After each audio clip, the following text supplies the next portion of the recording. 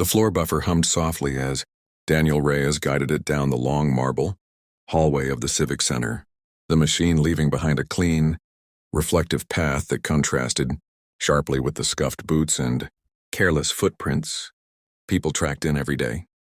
It was nearly midnight, the hour when the building finally emptied, and Daniel could work without being stepped around or spoken over. He preferred it this way. Silence didn't judge.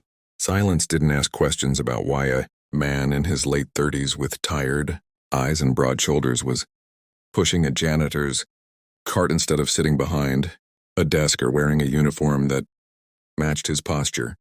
A small photo was taped to the inside of his cart.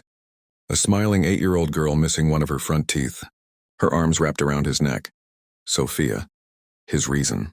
Every night he worked late meant rent paid on time, school shoes replaced before they tore, and groceries that didn't come from the clearance rack. Daniel adjusted his grip and kept moving, his body working on muscle memory while his mind stayed alert, in a way that never truly shut off. That night, the silence was broken by laughter echoing from the far end of the hall. Daniel slowed the buffer and glanced up. A group of men in athletic gear were walking in from the auxiliary gym, their voices loud, confident, carrying the edge of people used to being listened to. One of them stood out immediately. Tall, thick-necked, posture rigid even in relaxation. The way he moved wasn't casual. It was trained, military, combat-trained. If Daniel's instincts were still as sharp as he believed. The man's name, Daniel would soon learn, was Marcus Kane, decorated military combat expert, invited to the city for a weekend self-defense seminar. His posters were plastered all over the Civic Center earlier that week, showing him in tactical gear, arms crossed, eyes hard. Real combat for the real world, the slogan read. As Marcus and his group approached, one of the younger men nudged another and nodded toward Daniel. Man, look at this place. They got the janitor working overtime. Another laughed. Guess someone's got to clean up after real men. Daniel kept his eyes on the floor. He'd learned long ago that silence was often safer than pride. But Marcus stopped walking. He studied Daniel for a moment, his gaze assessing, measuring, the way predators did without realizing it. You, Marcus said, pointing. You work here every night? Daniel straightened slightly. Yes, sir. Marcus smirked. Must be peaceful. No pressure. Just push the mop, go home. Something in Daniel's chest tightened, but his face remained calm. Every job has pressure. The men laughed again. Marcus stepped closer, close enough that Daniel could smell sweat and cologne. You ever train? Boxing, martial arts? Daniel met his eyes briefly. A long time ago? Marcus raised an eyebrow. Sure, everyone's a tough guy once. He turned to his group. You know, people like him always say, that past glory. Meanwhile, real combat takes discipline, sacrifice, things you don't find pushing a mop. Daniel nodded once. You're probably right. That answer seemed to disappoint Marcus more than defiance would have. He snorted and walked away, his laughter echoing down the hall. Daniel watched them go, then turned the buffer back on. His hands were steady, but inside, old memories stirred. Sand, heat, screams over radios. Orders shouted in the dark. The next evening, the Civic Center buzzed with energy. Marcus Kane's seminar had drawn a crowd, and the gym was packed with civilians eager to learn how to protect themselves. Daniel worked the perimeter, emptying trash, wiping down water fountains, staying invisible.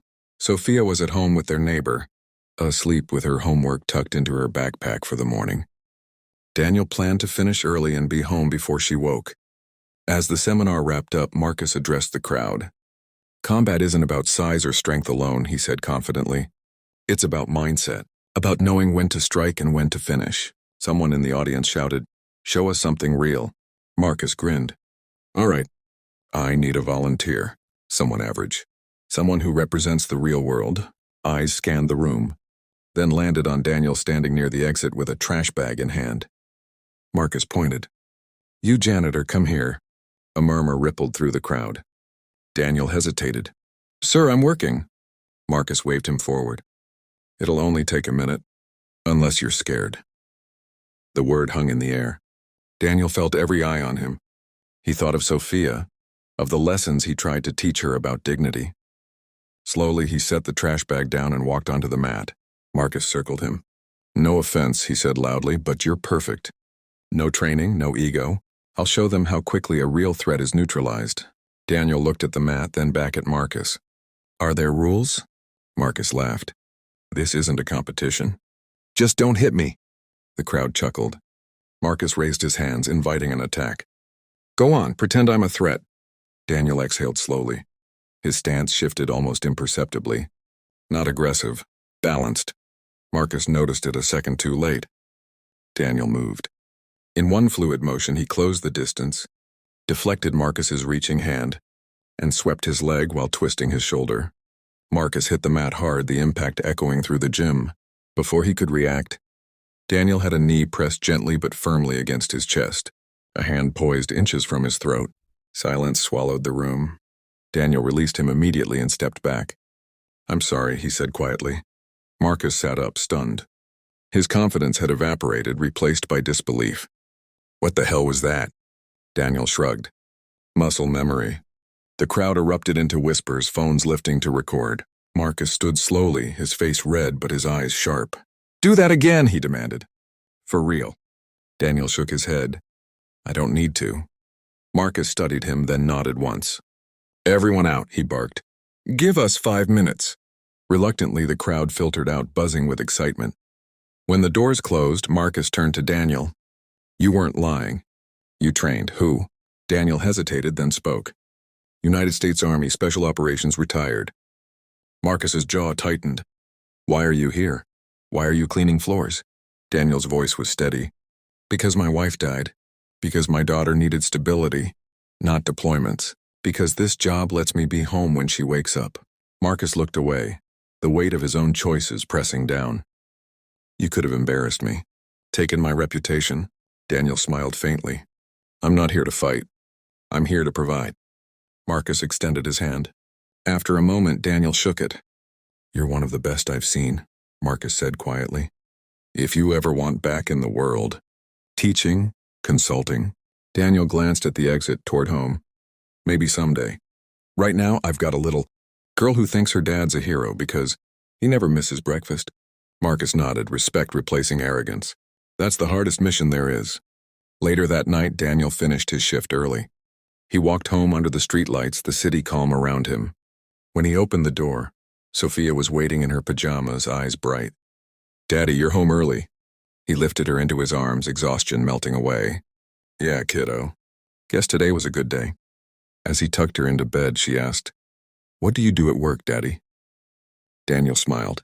I clean up messes. She yawned. You're the best at it. He turned off the light, the truth settling warmly in his chest. Let the world be shocked. Let them underestimate. He knew who he was, and more importantly, so did the one person who mattered most.